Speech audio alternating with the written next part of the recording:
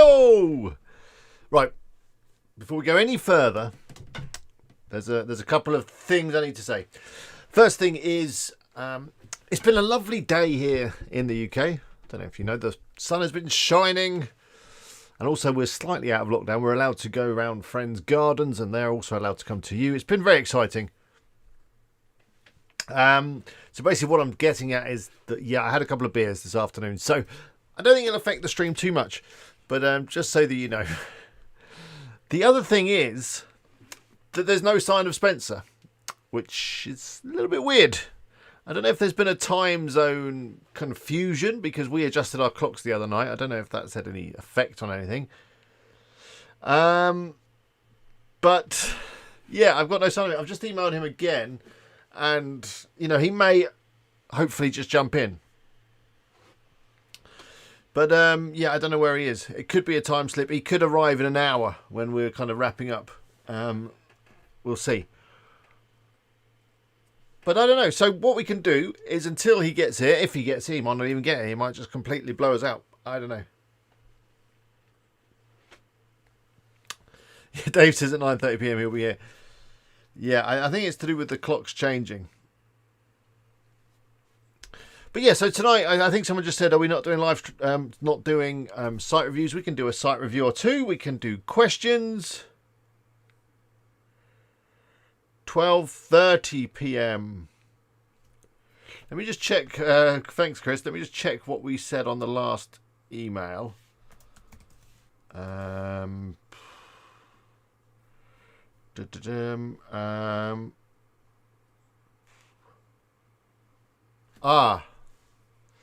I said, yeah, my last email, I said, I think it's 1:30 p.m. your time. So it's actually 12:30, is it? Okay, it's probably all my fault then. That's unfortunate. Yeah, it's always a good day for questions. If anyone's got Spencer's number, maybe they could give him a ring or something. I don't know. He's probably a very busy guy. He's probably like having lunch or something. I don't know. Fair enough. Yeah, we can pad. It's fine. Anyway, yeah. Would you believe it? I definitely did he lives in Washington State, isn't he? Pretty sure he's up that way. I definitely did a little Google search and I checked the time zones, but yeah, it's been a time zone issue, I'd imagine. I need to waffle. Did someone want a site review? We can do a site review. If not, I've got some other things we can do. We can all just chill for an hour. Yeah, we can.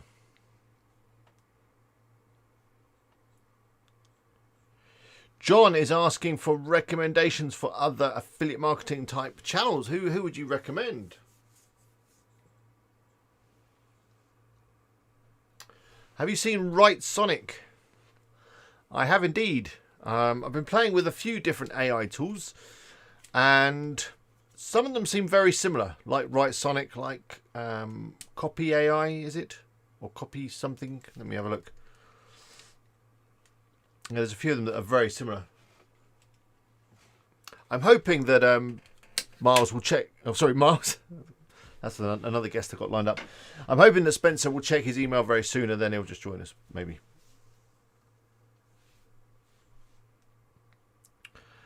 I didn't see the event actually. Was that what it was about? An unlimited plan on Conversion.ai. I think Conversion.ai is really good, for sure. But there's some that are really bad, that are like article type spinners, just useless. Yeah, check out Amelia's channel, who's just popped up on the screen now. Also check out Chris, who's in the chat. They've both got some really good content on doing your own stuff. And Sean, of course, do go check out Sean. It's good to have Amelia on. We don't normally see Amelia on these Tuesday streams. He's still not here yet. A long form. Well, I think we should have a look at that. Let's have a look at Conversion AI's new stuff if it's available. Let's transition.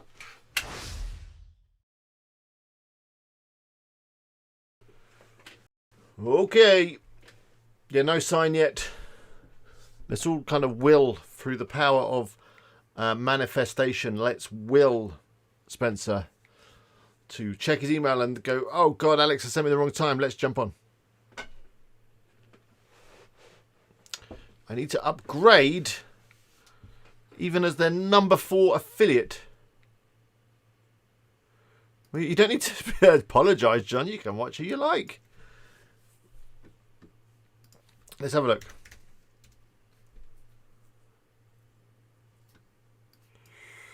Log in. By the way, let me just quickly add a link to this to the description. Conversion.ai. Just an affiliate link, you know, a little affiliate link. I'll slip that in, that's fine. Conversion AI.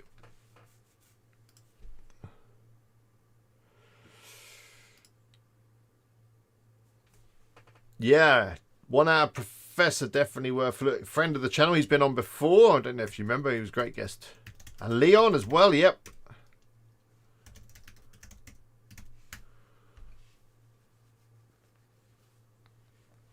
Okay.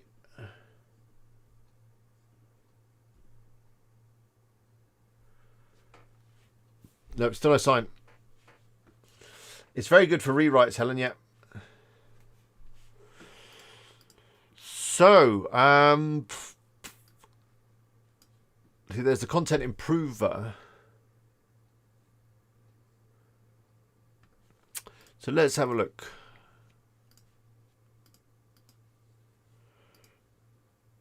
Where's the aha.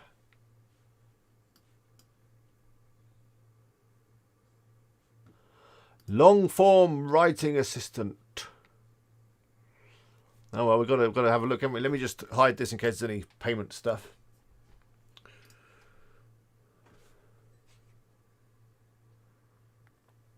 By the way, have you got beverage? Hope you got a beverage.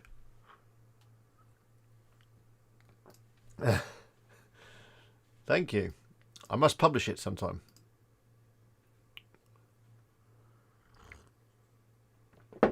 Oh, it needs me to enter some stuff. Hang on. Just a little billing details, you know. Hey, R7. Well, you're actually early compared to our guest, which I think I gave Spencer the wrong time because our clocks have changed and stuff. It's a nightmare. He's not here yet, basically. That's what I'm saying. He'll be here in a minute. Right, let me just sign up. I want to check this out because if we can do long form content, well, that is a game changer, isn't it? If we could just write content that's good. Enter that.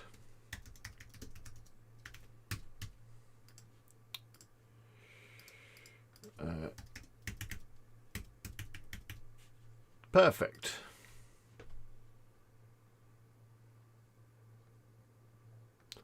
Well, I think we're done.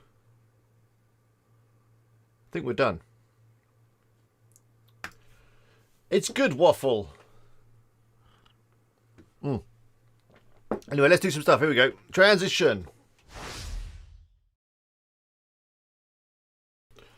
There we go. See, Carl's got his private number. I knew Carl would. Thank you, Carl. Right, so I've upgraded and I'm looking for this long form thing. Where is it?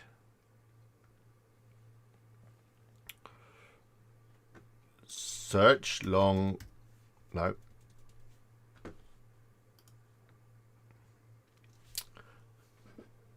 Go to the content tab. Okay, yeah. Long form assistant. Okay, thank you. Let me see. Let me see what document or article I want to write. I do actually have one. I got one that I want to do, and that is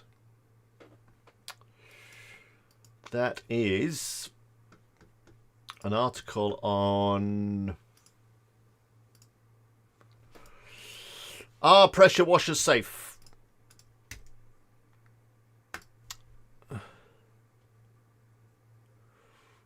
Well, I have to write 600 things. I mean, I might as well write the article myself.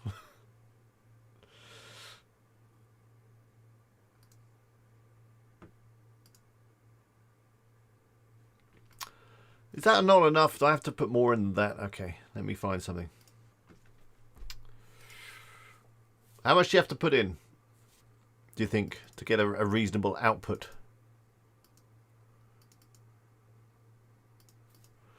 Let's have a look.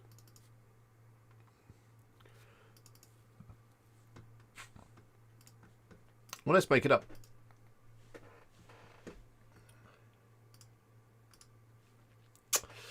So yeah, I want an article on are pressure washers safe. I've got a few other subheadings actually. Let me just put the subheadings in. That's probably a good way to do it. I've got it all in my spreadsheet of destiny, which is the best pressure washer articles. I've got a feeling that he's not checked his email yet. Have you got anything back yet, Carl? Any message?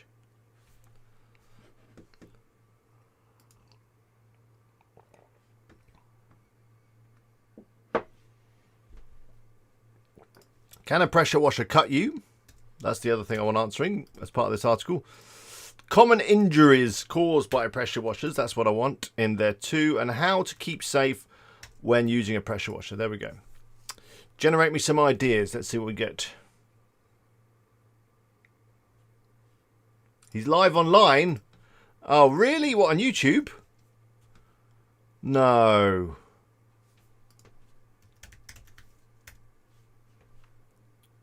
Oh, no, I'm going to have to put a bit more than that in. Okay, he's not live on here then, no. So live on something else. What do you mean he's just like online, as in like Facebook, whatever? Oh, look, here we go. We got some good titles. Oh. But generally, I wanted our pressure washers safe. But these are actually better. Pressure washers safe or dangerous? Pressure washers, what you need to know. Pressure washer safety, what you need to know. That's quite a good one. This one with capitals. I like that. Let's go with that. Write your intro paragraph. Let's generate some ideas. Thank you, Carl. Okay, let's have a look at these intro paragraphs. It can be hard to feel comfortable using a pressure washer when you don't know what the risks are. Pressure washing is typically safe, but it does have some inherent dangers that you need to understand before you get started. In this blog post, we'll discuss how to keep yourself and your property. This is perfect. I mean, some of my writers would struggle to make something that good. Pressure washing is a common job for many people. It can be found in home, construction sites, or even at car washes. Even at car washes. I mean, most people would expect them at a car wash, possibly. It is an important service that most of us want to keep. See, that doesn't read properly to me. In this blog post, we're going to cover pressure washing safety tips so that you know what you need to do before using a power washer. I mean, it's fine apart from that middle bit that was a bit weird. Extremely useful, blah, blah, blah. They're also very dangerous if you don't take proper precautions in this. I mean, they're both good. I think I'm going to go for the top one. Let's do it.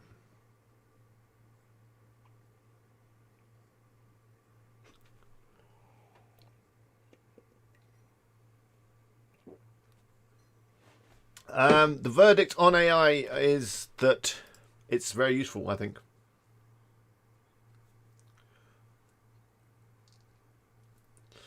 Not a lot of people, not a lot. If I'm honest, let's go for it. Let's see what happens. Oh, look at it. It writes it in front of you. Look at that. Did you see that? Ooh, make some edits. Can a pressure washer? Yes, if the nozzle is pointed at your skin and it's turned on. Yeah, well, it does have to be turned on probably. Pressure can cause some pretty serious injuries to people or animals who are in the path of spray. So make sure that pets have been moved away from where work will be done with water coming out at high velocity. It's perfect.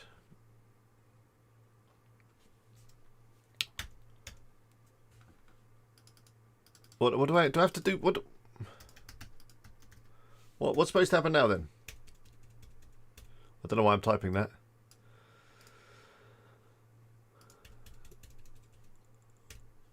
What happens now? It's done 120 words. Is it still thinking? What is happening?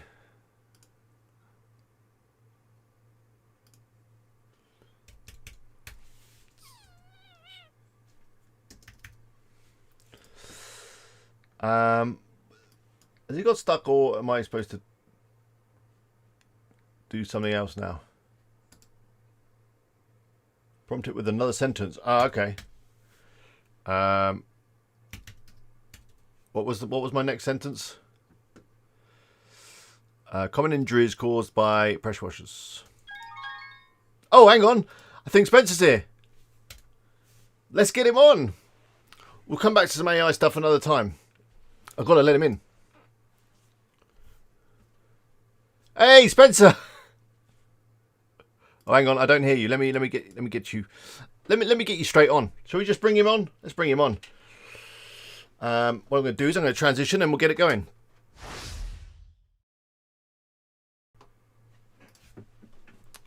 Hey, Spencer. Hey, Alex, how you doing? Good. I think it might have been my end that made the mistake. Possibly. Hey, you know what? I'm here. That's all that matters, right? That's we made all it that somehow. matters. We've been keeping ourselves amused. We've just been. Let me just sort this camera out. We've just been playing with some AI software. Have you played with any AI copywriting stuff? A tiny little bit. A couple of different things. You've got the GPT-3 that I haven't really played with, but I've seen some examples.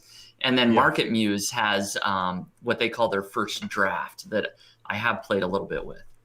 Yeah, I think a lot of them are powered by that GPT-3, which is something I just learned about today, which seems to be an open source AI thing, isn't it? But some of them are really good. We were just literally writing an article there live on stream, and it was writing it before our very eyes. It was very exciting. Definitely something to keep an eye on. But anyway, welcome. You're here. Let's start with introductions. I'm sure most people in the chat know who you are, or at least have heard of your name. But yeah, tell us a little bit about yourself. Yeah, Spencer Haws here from nichepursuits.com. And I've been blogging over there for about 10 years. So I quit my job 10 years ago, thanks to really building niche websites. So my quick sort of 30-second background is that back in around 2006, I built my first website, a personal finance blog. Helped me make my first dollar online, but was not a big success by any means. And that sort of led me down the path to eventually figuring out how to rank in Google, how to get traffic. And I started building lots of small little niche websites in around 2008, 2009. And after building a bunch of them, and they started doing well, I was making more money from those than my day job. So I quit. And that was back in 2011. And so since then, I've been blogging about building niche websites and online business. I've created a couple software tools that we can jump into, and just done a lot of what I think are fun things over the last 10 years, sort of building online businesses. So I mean, that's quite a long time frame to be in the game, as it were. What do you think's been the biggest change since when you started back then to doing stuff now? Couple of things, man. There are just a lot of really great tools that did not exist back then to support bloggers and online business owners. Like WordPress wasn't really a thing when I built my first website. I built it on HTML and maybe Front Page, right, was the web publishing tool. It was. So there's just so many tools that support online business owners. That's a huge thing. And now there's thousands of plugins, and we're just talking about GPT-3 and AI tools right now. Those sorts of things didn't exist. And then the other thing is just the way Google operates is really night and day between where it was in 2006 and 2007 to where it is today. You really have to focus a lot more on quality content. You can't get away with the exact match domains with one page of content and rank quickly in Google. Like, it's just changed a lot. So do you think it was easier back then? In some regards, definitely, it was easier. But at the same time, it wasn't like everybody that was trying was successful, right? There was still You had to put a ton of effort in.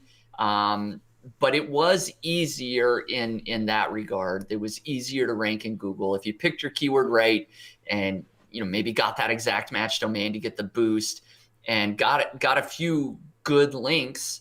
And by good, I shouldn't even say good. Like if you got any links, Some links, yeah. that helped, right? So it was a lot easier in that regard for sure. Talking of tools, we got a question from Walt. He asked what your top 10 favorite tools are. 10 may be too many. What would say your top 3 tools or things that you use to create your sites? And you can, of course, mention your own tools. That's fine. All right, well, I'll do that for sure. But 2 tools that I do use a lot are Ahrefs, right? Yeah. For competitor analysis, keyword research, backlink analysis, site auditing, just so many huge feature set. And then SEMrush is another great one. Really like using them. I'll go back and forth between the two, Ahrefs and SEMrush, for looking at competitor analysis, to look at like what keywords are they targeting, what are my competitors targeting. That short little tip that I like to do is find competitors that have a lower domain authority than you, that are ranking for lots of keywords that you're not ranking for in SEMrush, and then just take that big keyword list and target those keywords, because you've got a higher domain authority, but they're ranking for those keywords. Might as well go for it. And that normally works for you, does it? And that is definitely one strategy that works pretty decent for sure. I think just one thing on Ahrefs. Sorry, a lot of people love the look of Ahrefs, but as someone, if you're just starting out in this game and maybe money's a little bit tight, it is a very expensive tool, isn't it? But would you say it's good value, even though it is so expensive? I really enjoy it. I do. So if you could only invest in one tool, right? If you only had $100 a month, which I think is their sort of lowest plan, I think it's a great one, because it is so robust. I will give another plug if people don't have as much money, for my own tool that I did create, is Longtail Pro. Longtail Pro, that is a keyword research tool. It does some competitor analysis and some backlink analysis. It doesn't have a lot of the site audit and more robust features that Ahrefs has, but you can pick that one up for like $27 a month. And so Longtail Pro is a good entry-level tool that people can use. And then as far as building sites, I love WordPress. I don't know if we count that as a tool or a platform, but WordPress all the way. And so I love using Link Whisper, which is my tool that I created to build internal links. Certainly, as you build out your site and you've got 50 or 100 plus articles, building those internal links to kind of help pass the authority between pages is super important.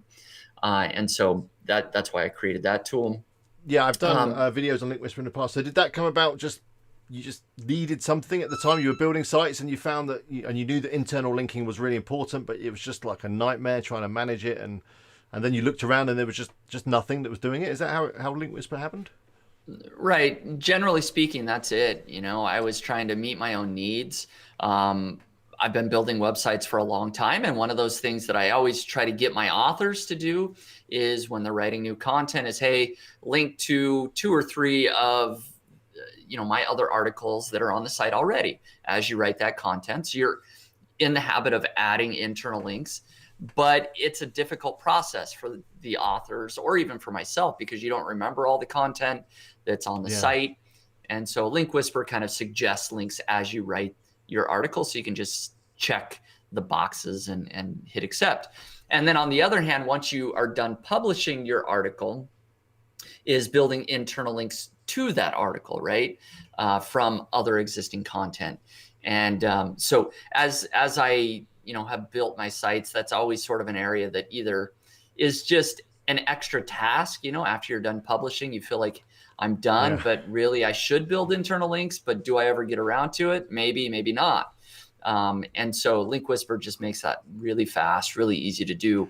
And when I looked around it, there just weren't any options in terms of exactly what I wanted. And so that's why I built it. Okay, can I take a couple of questions from our lovely audience? We've got a couple of people. Claire says that she started following you when you did the Oh, survival wow. knife project. Do you remember that one? Because Thank you, Carl, I know Claire. you're familiar with Carl Broadbent, who's also a fellow YouTuber and affiliate marketer. I am indeed. Carl says that you were one of the very first, or if not the first person to do case studies on YouTube and on the web and on your blog in terms of sharing what you were working on and the earnings and all that kind of stuff. Is that true, you think? One of the first, yes. The first, no. There certainly were other people that had done public case studies. I have to give a shout out to Pat Flynn. I think he's the first one that did Yeah. the niche site duel that goes back to maybe 2008 or 2009. I don't remember. And then, so in 2011, I think was the year that I did my first public case study, which is Claire brought up, was the survival knife guide. So thank you, Claire, for still following along. But it was a big success in terms of people loved the content that I put out from building a niche site from scratch, following along every step of the way, from keyword research to building the site to installing the plugins to getting traffic to ranking in Google, just everything until it was making money. And so that was the first case study site that I did. And, I share both the ups of, hey, it was making, I don't remember, $800 or $900 a month, to some of the downs of like people started copying the site and people started building spammy backlinks to the website. So I'd Oh, share like, hey, all this is going on. And yeah. so I Is think that people really how loved did following that site those. end? How did it end? Did you sell it or did it just crash and burn? What happened? Yeah, so it made money for a little while, and then it did, like I said, kind of had these negative attacks, copied, and so it started earning less and less money. Eventually, what I ended up doing that I'm trying to remember if I wrote about this, just because it happened like a year or two after I kind of had finished the case study, is I ended up selling the site, and somebody took the content only and put it on they merged it with one of their existing sites, is Okay. what they did. So I ended up selling essentially the content of the site, and somebody else took it and ran with it and built a nice little sort of outdoor survival type site based on that content. Cool. I mean, that's one thing that a lot of people say to me, and I know another lot of YouTubers, other YouTubers, they don't like to do case studies because they're just scared of copycats, of negative SEO, and all that kind of stuff. But I think it's great content, regardless of what happens. As you say, the ups, the downs, people love to hear it, and it helps them with their stuff. Jason Right. says that 1 Hour Professor, who's a friend of the channel, I don't know if you know 1 Hour Professor. He Yep. built a lot Ron of his sites. Stefanski. Ron Stefanski, yeah, he built a lot of sites using Longtail Pro. I think I remember him mentioning it when he chatted with me. So there you go. That's a good testimony for that tool. Walt asks, since Spencer is the niche guy or the niche guy, I wonder what he thinks makes a good niche in 2021. What interest areas are underexplored? What subjects would he avoid? Great question. Yeah, so sort of my go-to for picking a niche is it needs to meet a few criteria. One is their money in the niche. Are there people actually buying and selling products, right? And as silly as that sounds, there are certain niches that people are really excited about where just there aren't really products. So make sure that there's money in the space, and then also look at the competition, the competitive landscape out there. Is there a spot for you? Is there a spot for a newcomer, right? Are there some low competition keywords? Can you quickly find 20 or 30 low competition keywords that looks like it's easy to rank for in Google? And that would also be my answer for what niches to avoid. Is if you can't quickly find those 20 or 30 low competition keywords, it's probably too competitive of a niche, and just avoid those. I can name a few just off the top of my head, or things like personal finance is just super, super difficult. I probably wouldn't go into that space unless I have a big budget and ready to, invest a couple years of my Yeah, life. just on that one quickly. That's also in the YMYL area of niches. Yes. Is that an area that bothers you or you're concerned about? It does. If I were starting out, I would avoid those. Yeah. Like there's just like my public case study site right now that I'm doing is Own the Yard, right? Like it's backyard games, backyard gardening. It's not life decisions, No. right? And so, It's not health or um, wealth or any of that stuff, no. right. So I don't have to worry too much. Hey, did I advise them to buy the wrong backyard game? It's not going to alter their life. No. Whereas, if you're writing about health and they take the wrong medicine, like That you're can be going to get in serious, trouble. yeah. Right. So yeah, your money, your life, I would generally avoid unless you are really well experienced, you have a lot of money and a lot of time to invest in that, right? There is potential. Yeah. And then sort of the third aspect of picking a niche is if you can find something that's easily monetizable, there's low competition keywords. And then for like the bonus is if you have some sort of interest or passion in that particular subject, right? That will definitely So, help, yeah. that's going to help you stick with it for the long term and hopefully be successful. Okay, thanks. There's some good questions coming in. I'm going to try and keep up with them as best as I can. Let's talk about the podcast, because you've been doing some podcasts for quite some time, haven't you? And there was a question, I think it was from Jason. Where's it gone? Yeah, here it is. Of your many great interviews, which would you say is your favourite? Ooh, I think I saw this in my Facebook group. I think it was Jason actually that posted Oh, and you this. avoided it. And I didn't answer it because I was just pondering that, I'd have to look at the backlog. I hate to call out a favorite, but I can say that the most popular by download numbers is one I did with somebody named Claire Smith, where she talked about basically building niche websites up to $10,000 a month. She has a portfolio without doing any link building. That was her whole thing, was just picking really low competition keywords, doing zero link building, and she built a portfolio. That was an interview from a long time ago, several years. So that is still one of my favorites. I'm going to check that. Yeah. Is a good one that people can listen to. Another one, and now Marcus Sheridan is a guest that I had on. He is over at thesaleslion.com. He owns river pools and spas. That was a great interview as well. And that's pretty deep in the catalog from a few years ago. That was one of my favorite. His thing is all about doing keyword research and writing content based on customer questions. So basically any question that his customers would ask with his river pools and spas company, is a pool company, they would answer it. They would say, what size of pool should I have? They'd write an article about it, right? Just every question they would get, they'd write an entire article. They wouldn't look at traffic numbers. They wouldn't look at competition. It's just if the customer asked the question, you answer it and write an article about it. And their website just skyrocketed and dominated. So those are a couple of my favorite podcast episodes that I've done. Wow.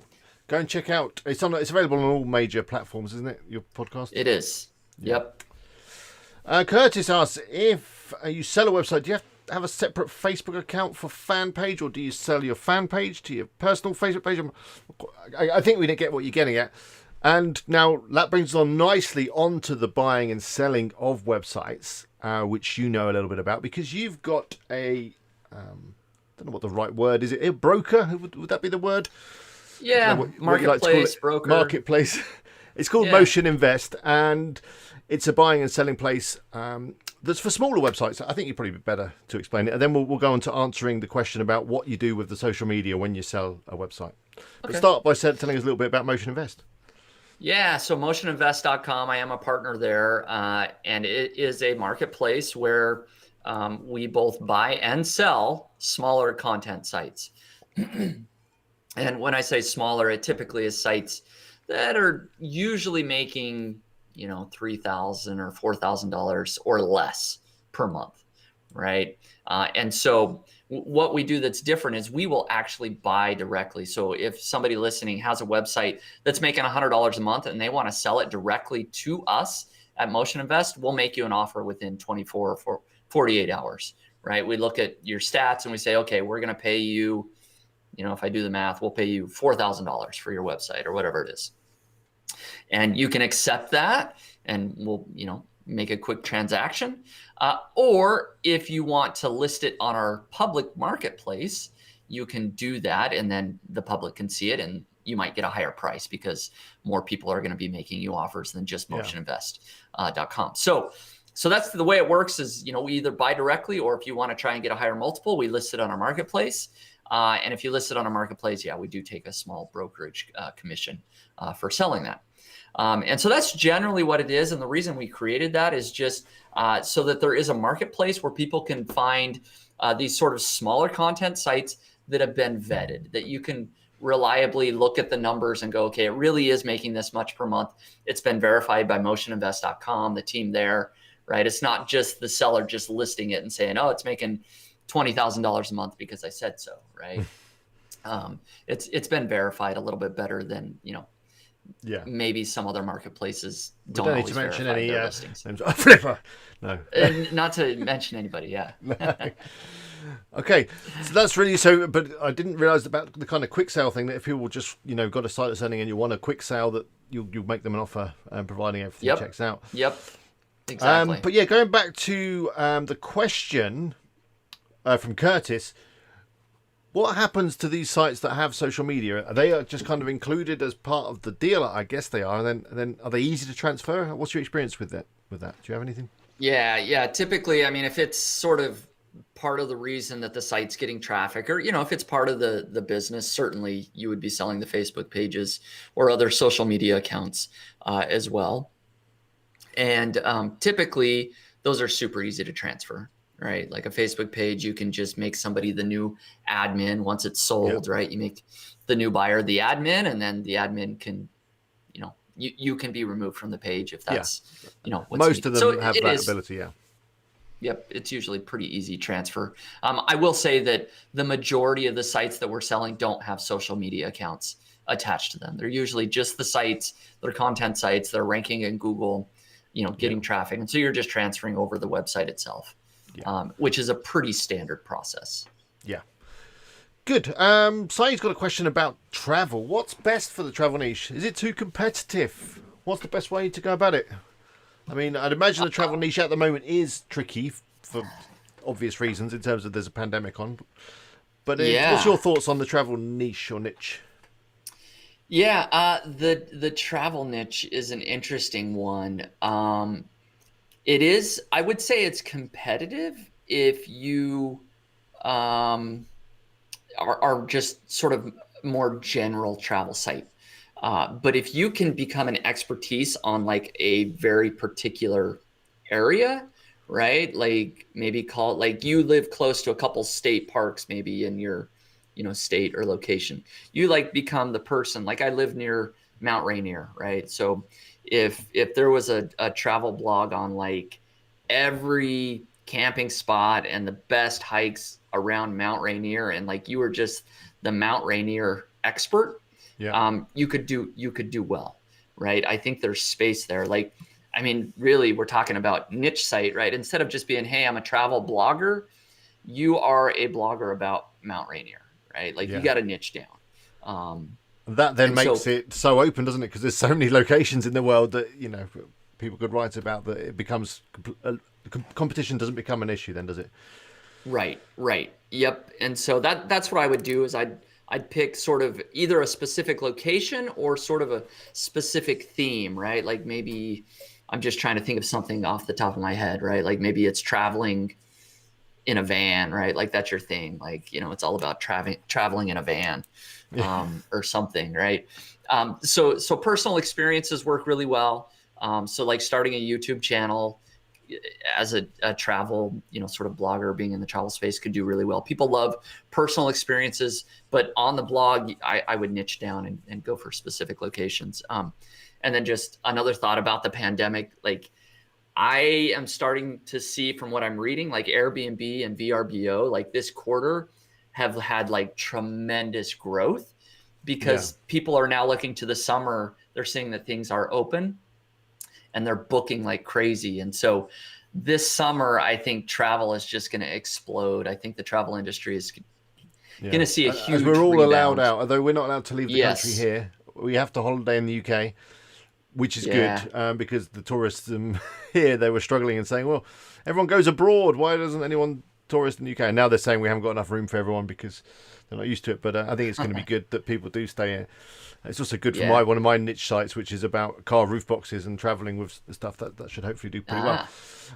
Nice. But yeah, we'll see. I don't know what the situation's like over here, but yeah, we're slowly being allowed out, but we're not allowed to leave the country. And if we do leave the country, I think it's hard to get back in again because Right. we're doing quite well on our vaccination, and I guess they don't want to ruin it. But anyway, there's some more Right. questions. Let's get through them.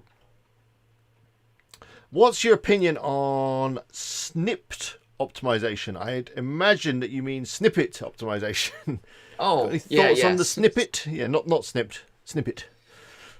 Yeah, when writing content. Snippet optimization, it can be huge. You can see huge traffic gains when you get that featured snippet, right? People know what that is, I'm sure, but Yeah. on Google, when you see just that paragraph right in Google, right, it kind of gives you your answer. Sometimes you don't even have to click through the website to get your answer, right? Yeah, it's slightly counterintuitive, but never mind. But usually that does increase traffic quite a bit. And so one thing to do is to look at current snippets. Like if you're targeting a new piece of content, look at the featured snippet for that particular keyword or related keywords and see what the actual snippet is. Like what's that paragraph, and try to kind of replicate that, right? Like you can see that, okay, Google is looking for bullet points, or they're looking for numbered lists, or they're looking for this type of paragraph that gives the keyword of the first sentence, right, and explains it in the next two sentences. Try to essentially give Google what they're rewarding already, and try to optimize that way to try and capture the featured snippet. That's kind of the way I look at it. Cool, good answer. Carl loves getting a featured snippet. He's king on it. Awesome. And actually, Carl's got a question here. Do you create online digital products for your websites? I have not for a long time, at least not for my niche sites, right? Back in the day, I did create like a small information product, and we're talking, I mean, well over 7 or 8 years ago, probably. And that can be a good idea if depending on the niche. If you can create a little ebook that your visitors might download and buy, that's a great way to go. I've more just with my niche sites been focused on just getting the traffic and monetizing with affiliate products or display ads, just because it's easier, more hands off, and I save more of my product creation for like my niche pursuits audience, or creating a tool like Link Whisper, right, where I'm creating a true software tool. That's where I'm putting more of my product creation focus is towards my bigger audience, right? A lot of these niche sites I build, I own them for 2 or 3 years and then I sell, right? I'm not trying to truly like grow it into a multi-million-dollar business. No, that's fair enough. Okay, here's another question. Kind of leads on quite nicely from what you were saying with regards to your own projects. It's from Jason again. Will we see another public niche project this year, or are you going to be focusing a bit more on the yard or in the yard? On the yard? I can't remember. What was it? Own the yard. Own the yard. Yes. That's own it, the Jason. yard. Not on the yard. Yeah. Oh, actually, I see underneath he has corrected himself. Own the yard. Yeah. So what's the plan? I don't plan on doing another public niche site project exactly like I've done in the past. So I wouldn't expect me to don't expect me to go out and create another niche site from scratch. That's not the plan right now. I'm going to just keep on growing Own the Yard and see where I can get it. At some point, maybe sell it. I don't know if that'll happen in the next year or not, maybe.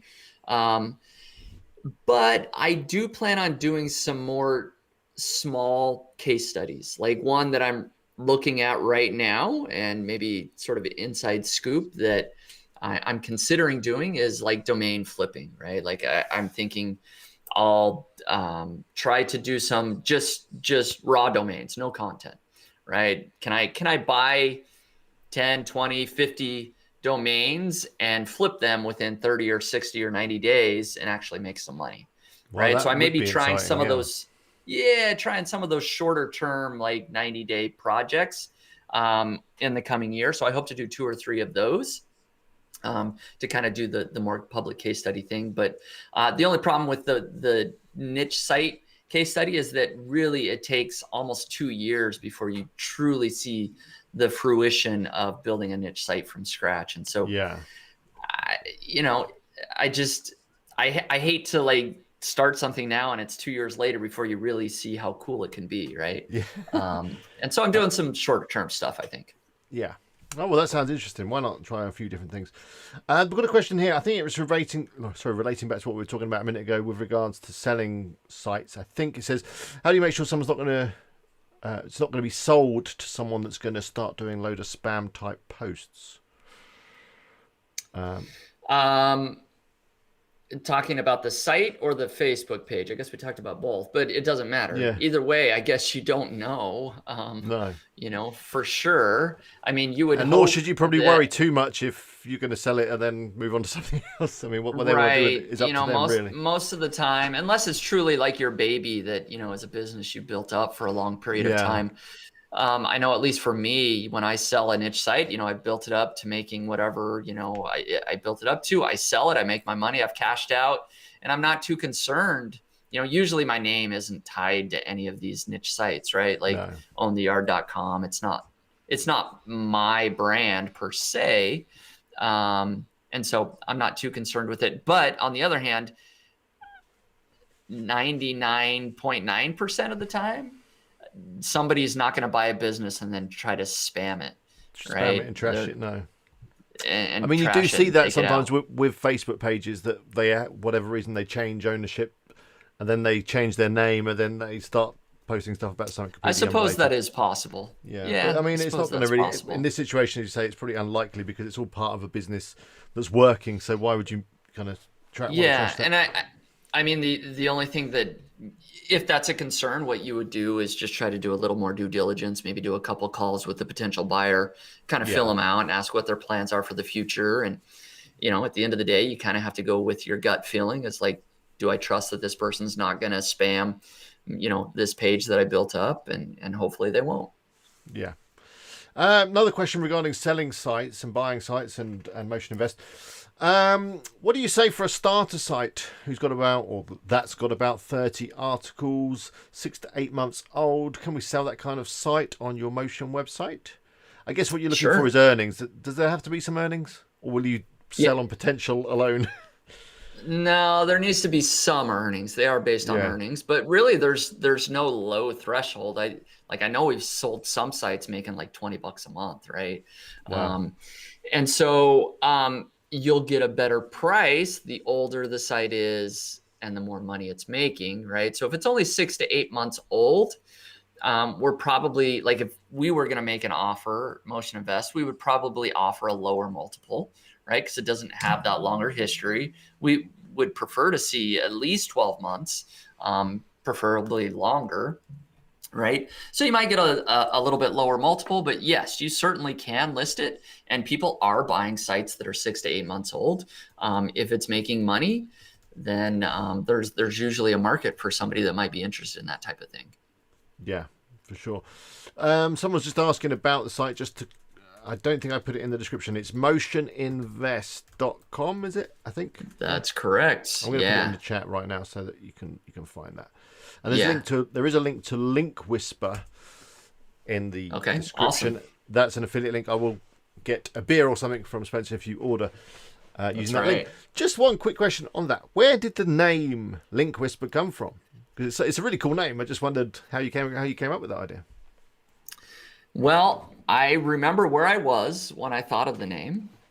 Okay. I was at a business conference. I was at Traffic and Conversion Summit in 2018, maybe 2019. Okay. 2019, early 2019. And I had started already developing the tool, but I didn't have a name for it.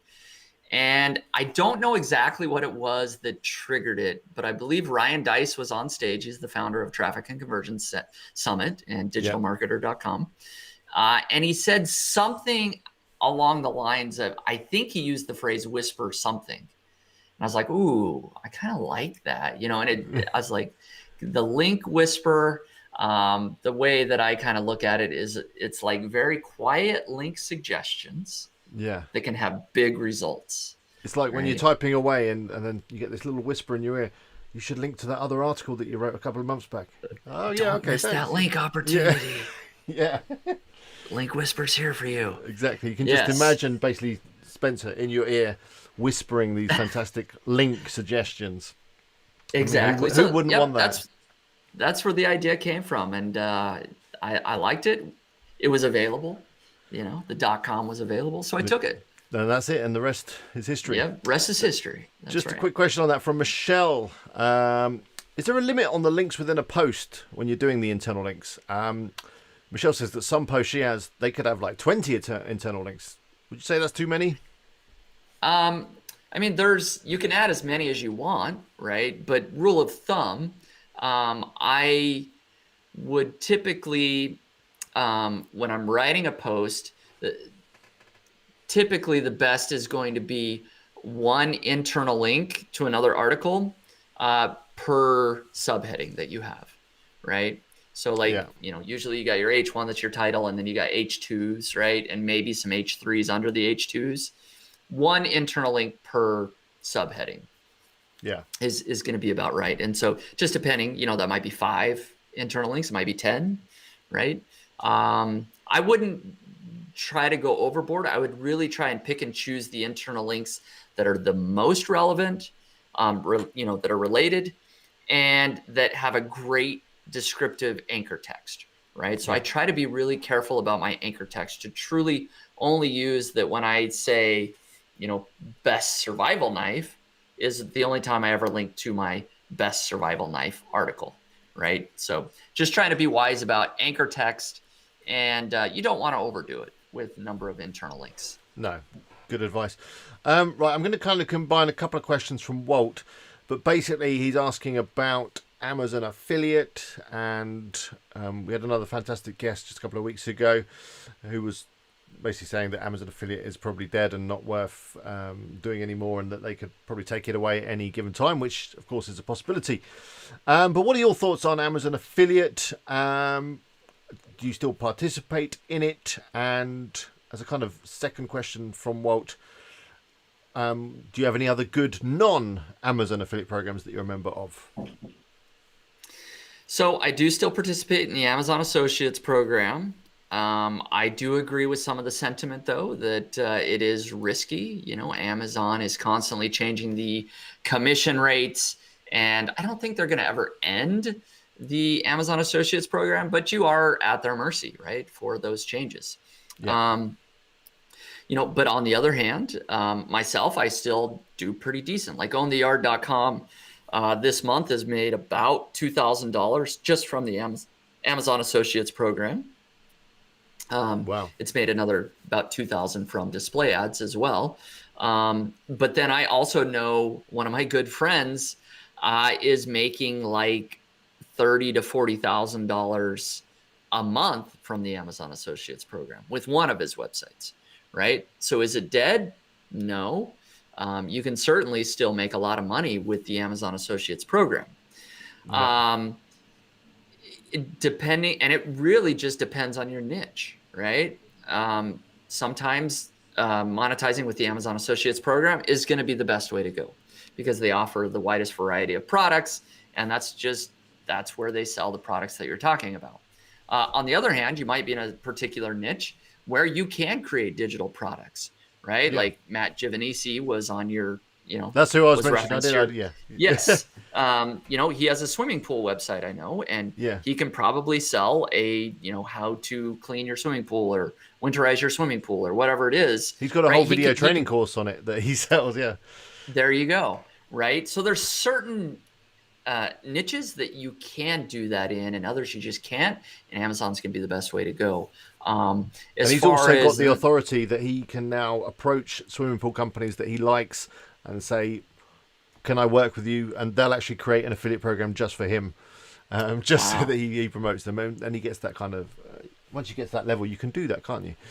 But yeah, go on. Yeah. Tell us about some of the affiliate programs that aren't Amazon that you like to promote. Yeah, and so there are just so many other affiliate programs. Really, probably the best. I mean, there's so many affiliate networks, right? Like Commission Junction, Share a Sale. There's dozens that are out there. AWin, Yeah. Impact Radius. I could go on and on. That you can find a lot of good affiliate programs. Where I've done the best, where it's not Amazon Associates, is trying to find those companies that do offer their own individual affiliate program. There's a lot of manufacturers that they're not on any of these networks. They have their own affiliate program. You register with them, and so it can do you have to do a lot of hunting and pecking to find those. But you just figure out, hey, which articles am I getting the most traffic from? Maybe take your top 10 articles or 20 articles where you're getting the most traffic, and think through each one and go, okay, what might be another affiliate program, or what's the best product that's selling on this article, and where can I find something that's not on Amazon and join that affiliate program? Or are one of these top 10 articles something that I could potentially create an information product on, and create an information product around that? So that's not necessarily Basically, it specific depends advice, on but it does depend on your it niche depends. for sure. For example, we talk about obviously niche websites and WordPress and all those kind of things. There's a ton of affiliate opportunities for themes and plugins and training and all sorts, isn't there? And again, they're not always on affiliate networks. Generally, you have to approach the company directly and join up that way. Very true. And in fact, there's less opportunities for Amazon in this kind of niche. Anyway, more questions. Let's get through them if we can. I want to try and answer as many as we can. What do you think about Google Passages, or the Google Passages update? Have you been optimizing any of your content on that, or is that something that you've not really seen? I don't think I've seen much about that. What is that? Yeah, the Google Passages update, it did come out maybe 6 months ago, something like that, and it's basically almost like a featured snippet, but you kind of see your direct query, and you'll see the exact passage where that query is mentioned in the results. Oh yeah, is that when it kind of jumps you straight down? Yeah. Yes, and then when you click it, it jumps you directly down to that highlighted section.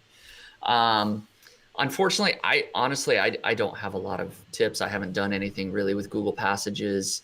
It's hard to attribute, changes in traffic to the Google Passages update. So right now I don't know.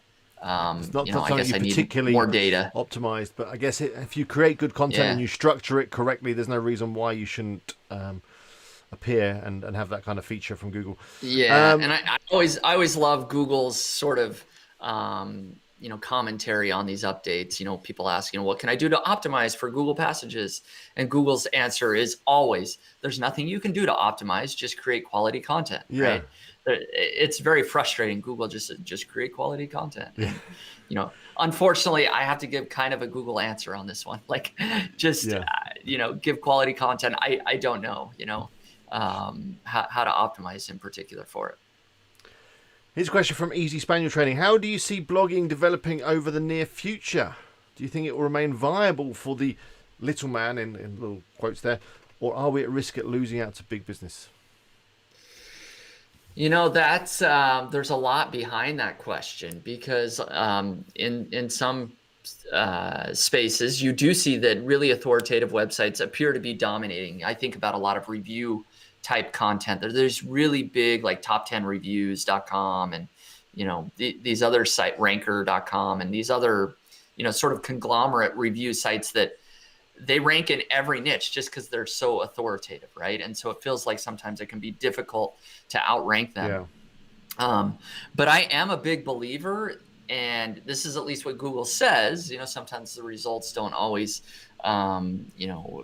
follow that exactly. But I'm a big believer that the more expertise that you are in your particular niche. So again, we're talking about travel blogging. Become the expert in the Mount Rainier area. If you can truly niche down and own a space, there's a lot of opportunity for bloggers, right? And so you need to sort of create clusters of content that show Google that you really know about Mount Rainier, or you really know about hiking in the snow, or whatever else, topic you might be writing about. And so as you write those sort of cluster of 10 articles around certain subjects, Google starts to recognize, okay, this website's really an authority in this space. And so we're no longer going to just rank this general site, even though it's more authoritative, right? Because you're answering the more exact question. So that's my long-winded answer of saying, I do believe there's still a lot of opportunity. And every indication is that Google really is trying to rank those websites that are have more expertise in a particular area. I think we see a little bit of a disconnect still, where those authoritative sites that really, they're not experts. They just whatever. They just have a lot of links. I think eventually we're going to see that kind of balance out, that the sites that have a decent number of links but are truly a niche authority are going to continue to do and have the best content in that particular area. They're the ones that hopefully are going to rise to the top. Here's a good question, but I think you may have already slightly answered it, because you mentioned your income from the Yard site was a split between affiliate and ads. But are you in favour of ads on your affiliate posts and your buying guides, or do you prefer to keep these clean with one CTA? Okay, so that's basically depending on the content on the site, right? Do you kind of decide whether you're going to put ads on that piece and not on that other piece because that's more product focused? What are your thoughts on that? Right. Yeah. I've actually tested this out where I, had my sort of review article, right? My product focused article with no ads. And then I added ads onto that particular page, and I saw very little change in earnings from like Amazon, From right? your affiliate, yeah. But I saw an increased earnings, of course, in display ads. And so the way that my sites are now, I'd have to double check, but almost 100% of my articles now have display ads, even the ones that are the product reviews. I just have not seen a big difference in affiliate earnings when I add ads. So I might as well get that extra earnings. Yeah. So there's your answer. Don't worry, put the ads on, you'll be fine. Yep. Yeah, put the ads on. Carlos, any new tools in the pipeline? Aha. Or are they top secret? No top secrets. There really is just no new tools. Okay. Nothing new in the pipeline. I really am trying to focus on Link Whisper and trying to make it the greatest internal linking plugin ever, which I already think it's there, but I'm going to just make it better and better. And so the only thing in the pipeline is just new updates, new features for Link Whisper. I don't think, at least right now where I sit today, I don't plan on jumping into any new software tools or plugins for the foreseeable future. Fair enough. Quick question from Mark. Have you ever ventured into e-commerce or dropshipping? Yeah, so I owned an e-commerce business for a while. It was primarily Amazon FBA. So I didn't sell a lot on my own store, although I did have a Shopify store kind of attached to my site. And so I sold a lot on Amazon from 2015 to 2018 is when I sold the business. And so, I did the whole thing of developing my own product, going over to Alibaba, getting it manufactured, shipped over from China, created the listings on Amazon. And it was kind of fun, actually. It did really well. I ended up with like 30 different products, different SKUs across a couple of different niches. But then, I just was not, I was too scattered, right, between e-commerce, niche sites, blogging, software. I decided to sell the e-commerce, the Amazon FBA business in 2018. And so I haven't had an e-commerce business since then. But generally your experience was good. That's good. Yeah. Vivek asks, if you were just starting out in SEO today, what would you get good at first?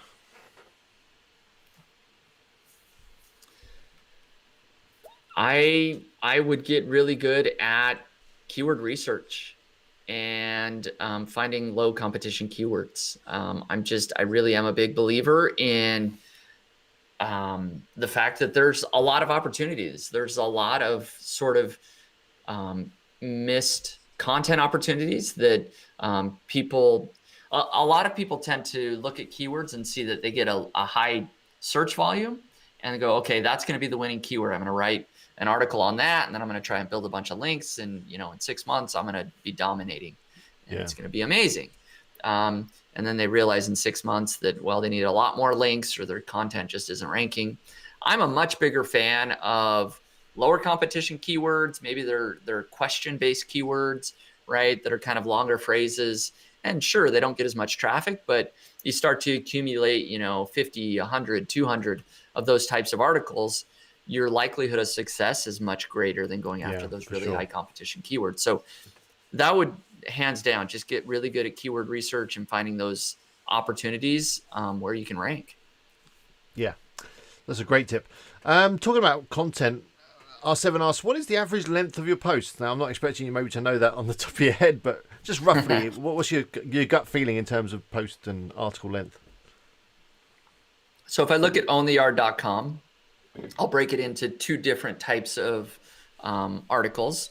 So I've got my informational based articles. That's more like your question based, like I'm trying to think of one off the top of my head, but how to get rid of a tree stump in your backyard, right? Just like informational question. Those tend to be much shorter, 1,000 to 1,500 words. And then the best X product, or this product versus that product, the longer product review articles that are really the buying guides, those tend to be at least 3,000 to 4,000 words usually on average, right? So that's a good rule of thumb. Yeah. How many sites have you got in your portfolio, niche sites? Yeah. So currently I have, let me think, about 5 that I focus on and that I have. Right. Like I've had a manageable number. A manageable number. And I've had many, many more, right? Like when I quit my job in 2011, I had like 200, right? But those were the smaller exact match domain. Things have changed, like we said. I've eventually divested of all of those. Divested, that's a new word. I've not heard of divested. Yeah. I like it. Yeah. And so over the last couple of years, I've either sold or gotten rid of otherwise several sites. So now I'm down to 4 or 5 that I really kind of focus on. Okay. Ricky asks, what link building strategies do you recommend for new sites? Link building. So I'll just be honest that I don't do a ton of link building myself. And usually when I do link building, I outsource it, right? So Haro requests is a good place to start. Going on to Haro and trying to respond to those requests, I would do that, especially if you've only got 1 or 2 sites that you can focus on. That's where you're going to get probably the highest quality, best backlinks. So I would start there. You can go down the guest posting route. And again, I sort of typically hire out for that. And same with the shotgun skyscraper technique, which, if your listeners are familiar with, basically creating a really valuable resource, usually really in-depth article, and then reaching out to hundreds of sites and saying, hey, I've got this great resource. I see that you are linking to a similar one. I've got a better one now. Why don't you consider linking to my site? So doing that type of outreach, and again, I outsource it. We'll hire people to do that outreach for me. I've done a little bit of that for Own the Art as well. Okay, perfect. And as you guys know, friends of the channel, Niche Website Builders, they offer that service. Those are the ones that I used, Niche Website Builders for Own the Art. So wpeagle.com/niche website builders. If you follow that link, you'll get a discount and they'll look after you. Talking about outsourcing and stuff, Jason, again with the great questions. Where do you get your writers from and how much do you pay them? So I've hired writers from a number of different places. I have done pretty well going to either Upwork or ProBlogger job boards Yeah. and trying to find great writers there. And I've done, believe it or not, I've done both hourly, like I'll pay $15 to $20 an hour. I've got 1 or 2 writers on hourly right now, and then on a per word basis, usually ends up being 4 or 5 cents a word, right? So that ends up being $50 for a 1,000-word article, or $100 for a 2,000-word article, and so, yeah, that's where I've gone to find some good writers recently. I honestly, there's a couple of other great places that I've like content writing services as well that I've used. Content Pit is one that I've used. Pit, It's I've kind not of heard of that. yeah, it's kind of a newer one that it was actually started by somebody that was familiar with my audience, Niche Pursuits, and he kind of started it.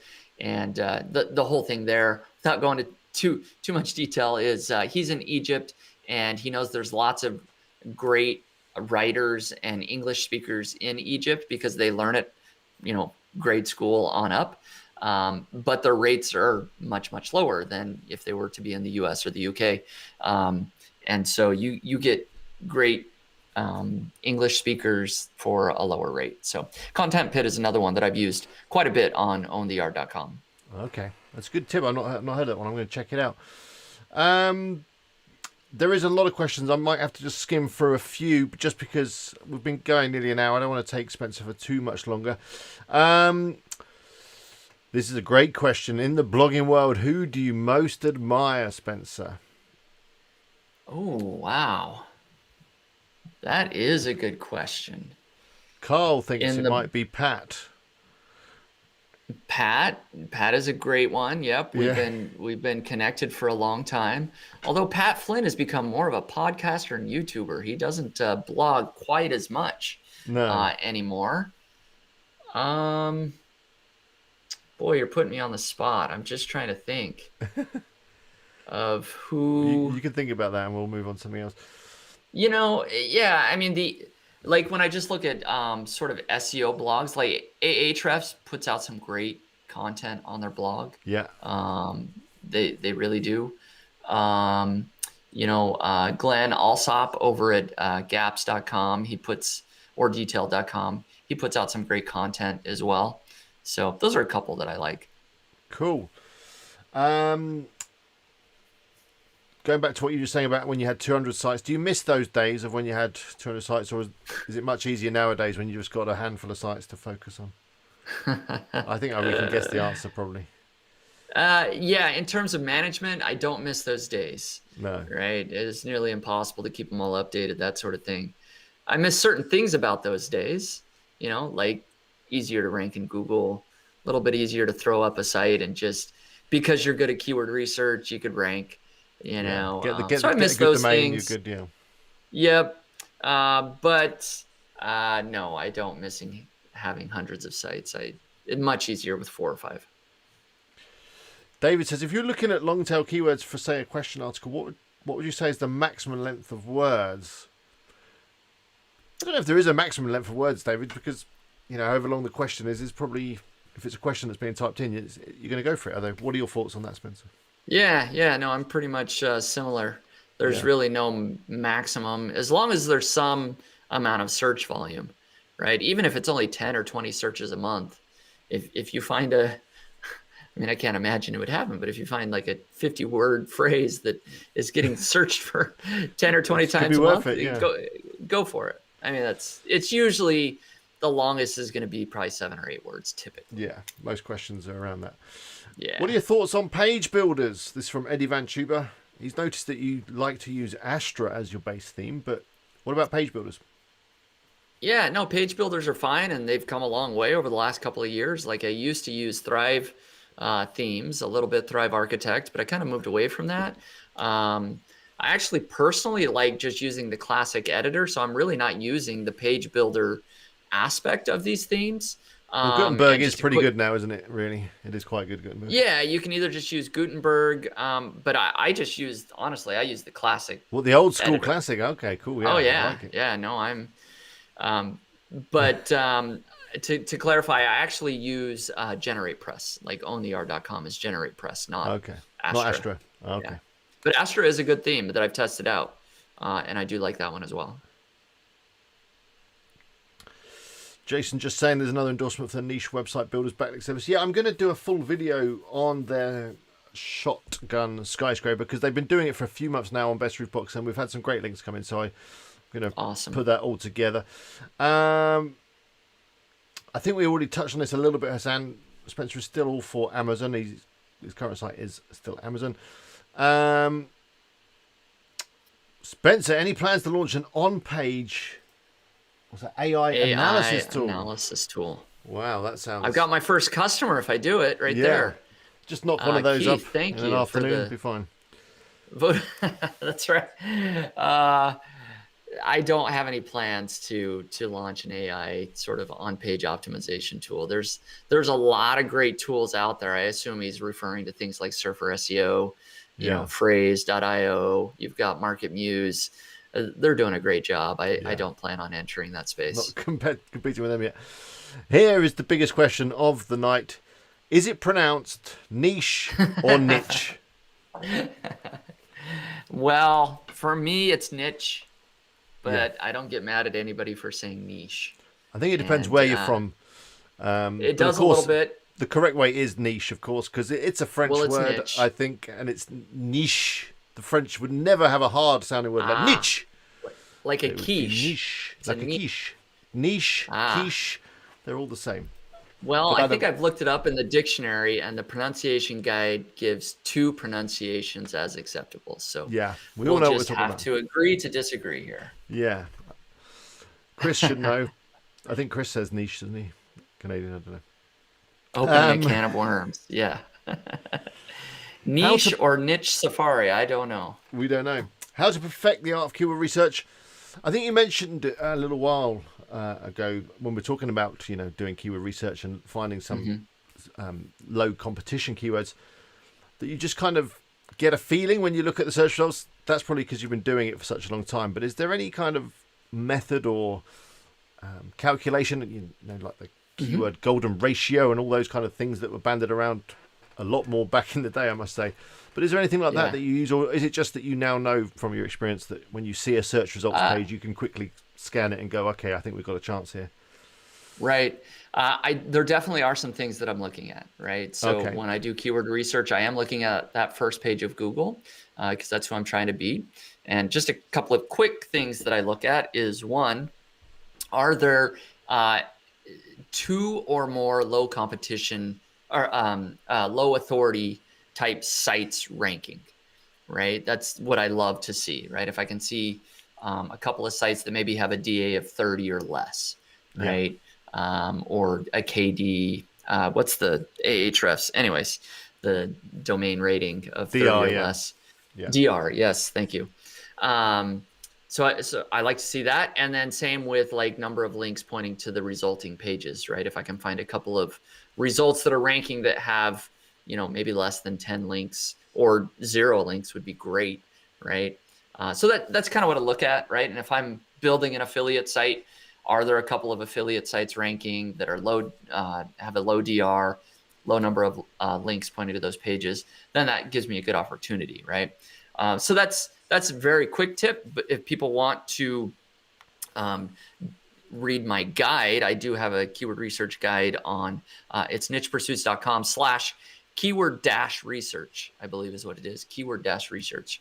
That'll get to my big, long keyword research article there. I do have a YouTube video as well on question-based keywords. Okay, so if they do a search on question-based keywords, I do a whole video on how I find great questions that you can target and try to rank for on Google. So perfect. Go check all that stuff out. Question from Jason. We're going to do a couple more questions, and then I'll do a quick giveaway for you guys. It'll either be I did want to talk to Spencer about this before he came on, but because of the time zone calculations, we can't. If you have anything you'd like to give away, like a Link Whisper license or something, we can. If you don't want to, that's fine. I'll give away a mug or a t-shirt. We can do it. That'd be great. But anyway, quick question from Jason. If you were going to start in 2021 a new project, which you said you aren't, which also answers another question I've just seen in terms of is there going to be another Niche Project 5, which there isn't right now. Would you start from scratch, or would you go to somewhere like Motion Invest and pick up a site that had a little bit of earnings, just to kind of get you out of the sandbox and get you up and running a little bit faster? I think I would go down the route of buying either an existing site that, is already out of the sandbox and grow it. I think that's a huge opportunity for people that know what they're doing, right? If they can buy something and then fix all the mistakes, hopefully, that the previous owner made, you can see a lot of potential and growth. So I would probably go down that route. Or if I were to build a site from scratch, I would buy an existing domain, right? Like an aged domain that has some authority. Even though it has no content, that would help me get started faster and easier. I would go one of those two routes probably if I were to start another site. Perfect. Eddie Van Tuber, that is a possible potential for a new tune. I like it. Kind of a hip hop tune. Where my niche is at, which only works with the pronunciation of niche. It doesn't work with where my niche is at, does it? So it wouldn't be quite as catchy, but we'll make a note of that one. We think that niche site rap could possibly be a new kind of genre. All right. of Put that music. On the idea list, potential list. Okay. All right. Maybe do some collaboration on that. Riches in the niches. Again, that's good. It only works if you call it a niche. I think maybe niche is winning. There you go. There you go. See, I got a lot of support out there. Thank you, guys. Yeah. Can I win a pen? No pens available just yet. Good. A lot of people are getting a lot out of the conversation. Ship it As if to says, you, brilliant conversation, really enlightening. Thank you. Where does Spencer see earning multiples going for buying and selling sites? So at the moment, I think you've been quoting, especially on the smaller sites, like a 35, 40x multiplier. Yep. Which way do you think that's going to move? Down or up? It's been trending up over the last few years, and I don't see that stopping anytime soon. The multiples, boy, if we go back 7 or 8 years ago, like Empire Flippers first got started, like their thing was we sell all sites at 20x monthly earnings. Like that was their thing. 20x, that's always the right price. And that's just crept over the years. I mean, now it's, like you said, it's 35, 38. Some of the smaller sites we're selling over 40x. We've sold some sites on Motion Invest for 45x monthly multiple. And I don't see that changing anytime soon. There's just more demand. I think it's a function of a lot more people are coming into the space, and even people that currently work like full-time jobs, but they got a little extra money, that they see it as an alternative investment. Instead of putting money in the stock market, they're going to go, okay, I'm going to have a little website portfolio. It's a bit more exciting, isn't it? A bit more exciting, I think, than the stock market, or putting it into some savings account at the bank. That's not going to give you anything back. Exactly. And so for that reason, I think they're going to just keep going up, which is great for people that are building sites that can have a much bigger exit, down the road. Carl says it could possibly go up to 51. Helen just wants me to say thank you very much. Thank you very much, Spencer. Everyone is really enjoying the stream. We got there in the end. A lot of people getting a lot out of this. Just talking about domains, because you mentioned that you're going to start maybe doing a little bit of domain flipping and seeing how that goes. Is that going to be a service that you bring on to Motion Invest in terms of like a buy and sell on domains only? That's not the plan at all. So no, I mean, I'm gonna just kind of do it, like I said, for a case study for my own sort of fun and to make a little money on the side and to share how it goes. Just because I think it's interesting. But now there has been no discussion about maybe doing that on Motion Invest. We're planning to stick with websites. Just sites. That's fine. Yep. That's great. Chris says he's got a site on with Empire Flippers right now. An Amazon associate site is currently on at 39x. That's pretty exciting. You'll have to let us know how that one goes, Chris. We're excited about that. Here's a question we get all the time. Basically, how long does it take until you start earning some money? If you started a site from scratch, how long should you patiently wait until you start to see a bit of income? Probably about 6 months. Minimum. It takes, minimum. That's like, where you start getting your first kind of clicks, right? Because it takes, about 6 months for your articles really to start ranking. And then you'll start to see a little bit of traffic. You're going to get a few clicks. It was, I should look at my timeline. For Own the Art, I documented all of this out. It was almost 6 months before I started making my first few dollars. And then I started making, it was, I can't remember, but it was just shy of a year, I believe, where I was making $1,000 a month. Wow. With the site. There you go. There's a few things. So it takes you about a year before you, make, almost $1,000 a month if you really work at it. All right, I'm going to rattle through 3 more questions, and then we are going to do the giveaway, and then we're going to say goodnight and all the rest of it. So, let's have a quick look. Your take on review type niche sites. I think you did kind of touch on this, saying that there's a lot of bigger sites with the review kind of content that you have to compete with on that. What would you say? There are, yeah. I don't think you can get away with only having a review type site. You really need to become more of an authority, like we talked about, kind of building out these clusters of content. So you need to write a lot of informational articles as well. I just don't think, I would not bet my future on a review type site if it was only a review type site. You need to provide content of more value than just reviews, I think, nowadays. Yeah. There's a lot of review stuff already out there. And in fact, shops like Amazon have a very in-depth review section themselves anyway, so you need to add more than that. Let's just clarify, because we've mentioned it a few times, what is meant by age domain? MMK Ventures just wants to get this clear in his head. Is it just the domain that's been sitting in someone's GoDaddy account for 12 months that they've done nothing with, or does it actually have seen some action, as it were? Yeah, it needs to have seen some action. Yeah, just a domain that's just been sitting in a GoDaddy account that's no different than a brand new domain. No. It's something that has links, right? Usually it was a site at some point. People linked to it, and then that site expired at some point or something, right? And you're able to pick it up, and that domain, there's no content, but there's still all these links, hopefully still pointing to it. So as soon as you add content, you've got these great links, it starts ranking in Google. So that's the key, really, is the links that are already. It's not just an old domain. It has to have actually done something, had a website, had a few links. That's a good clarification, though. Yeah, for sure. To understand that, Okay. Actually, I think that's about it. I'm just doing a quick skim. Do go check out Link Whisper. The link is in the description. It is a great plugin. Good. That's it. What we're going to do is just going to transition over to the computer. Then we're going to get the... Okay, here we are. Let me see if I can just pop you up in the corner. Hey, there we are. Perfect. All right. Got it. A bit of this eCam. So this was the article we were just writing, actually using AI. It hasn't written any more for me. I don't know. I got a bit confused. They just released this new feature. But we'll have a look at it on another stream. But it had done quite well in terms of letting us know whether pressure washers are safe or not. Very interesting. All right. But anyway, this is, by the way, this is Spencer's YouTube. Just go check it out. Go and subscribe right now. A lot of great interviews on there.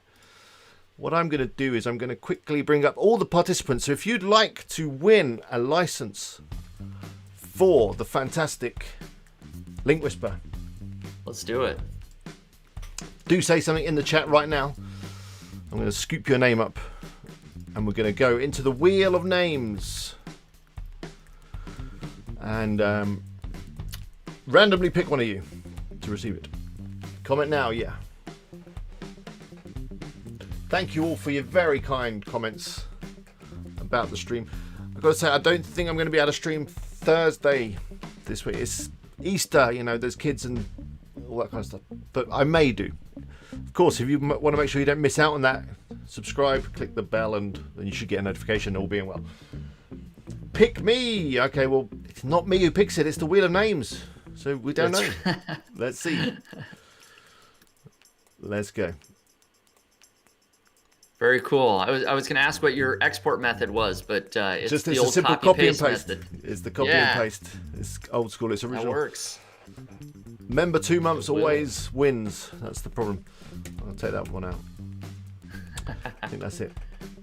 Fingers crossed, Ricky. Indeed. Let me just check you here. That would be a My random check that everyone's in it worked. Here we go. We're off. Awesome. Hang on. Where's the drum roll? Oh, we don't need a drum roll. Quickly. There we go. There it is. Procedural games. Wow, what a name. Procedural games. Congratulations. Sounds like a nice niche. Congrats. Procedural Yeah. games. How procedural intriguing. Games. Yeah. So procedural games. All you need to do is just say hello in the chat. That would be good that you've received this. Wow, there we go. Right there.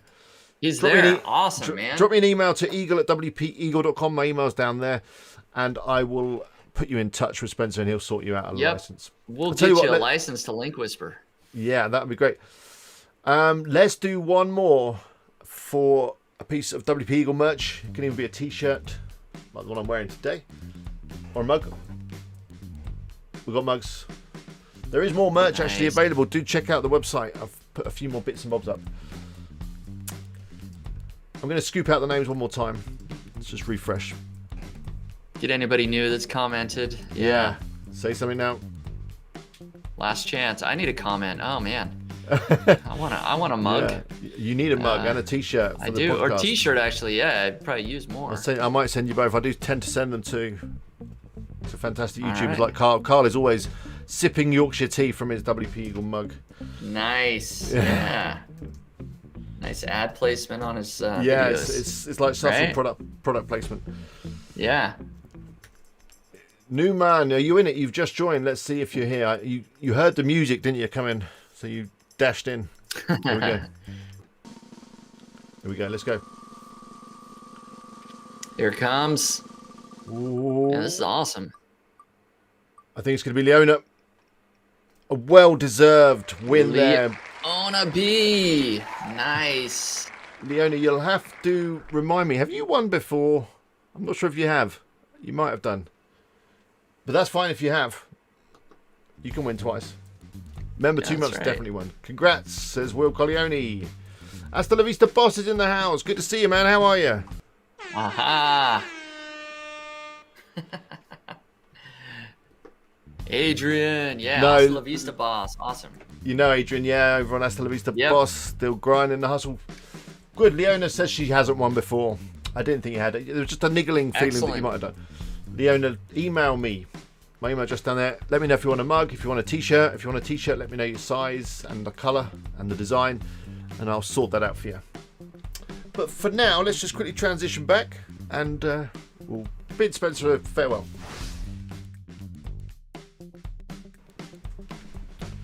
Okay, let me kill that music. There we go. Perfect. Peace and harmony. Thank you very much for joining me, Spencer. I hope you've enjoyed yourself. This has been fun. Yeah, it's been great coming on, and lots of great questions. You got a great group here joining us, so this has been a lot of fun. Dude, the WP Eaglers are a great group, and yeah, we hit over 110, I think, at one point, maybe, concurrent views. Nice. But there's been a lot of people come and go throughout the stream, so do go check out Spencer's stuff. Check out all his things. The Motion Invest is interesting. Link Whisper's definitely worth a try. I think you'll really love it and can really improve your on-site SEO. But yeah, until next time, I'm going to sign off. Let me just put you in the green room for a second, Spencer. I'll talk to you in 1 second. Don't go anywhere. Sounds great. And let me just wish everyone farewell. Oh, that's the back of my head. That's not right. There we go. Good. Did you all enjoy that? I think you did. Getting some fantastic things. Best stream ever. Yep. I agree with that. They get better every week, don't they? Especially when I got a guest on. In fact, the ones with the guests are better. And I'm happy that I made it through even after sitting in the garden and having a few beers this afternoon. I think it all went pretty well. But, you know, you got to enjoy the... Whoa, hang on a second. MMK, my man. That deserves a horn. And also some glockenspiel. Wow, thank you for that super chat. That's fantastic. We did miss you the other week. But anyway, I'm going to be back hopefully this week with the video on the AI stuff. I've been chipping away, creating articles with all the different AI tools. I think I'm nearly ready to put together the video for you. So yeah, keep an eye out for that. I say there may be a stream on Thursday, there may not be. It depends how my week pans out. If you're available at short notice, make sure that you're subscribed and you've got your notifications on, and then you won't miss out on that. But of course, I will put it up on social medias, and I may even send out an email. We'll wait and see. David, thank you. I will have a beer. I can almost taste it now. I'm going to go and get a cold one because it's really hot in here after this stream. But thank you. He does indeed. But anyway, it wasn't Ghost Ship today. I'm all out of Ghost Ship, but I will use David's £10 to buy me some Ghost Ship. You forgot that I was slightly drunk. Well, good. It should be transparent, shouldn't it? I think it added a little lubrication to the conversation. But anyway, I'm going to go. 5, 4. Thank you all for your support. It's been great. 3, 2, 1. I'm going to find the button.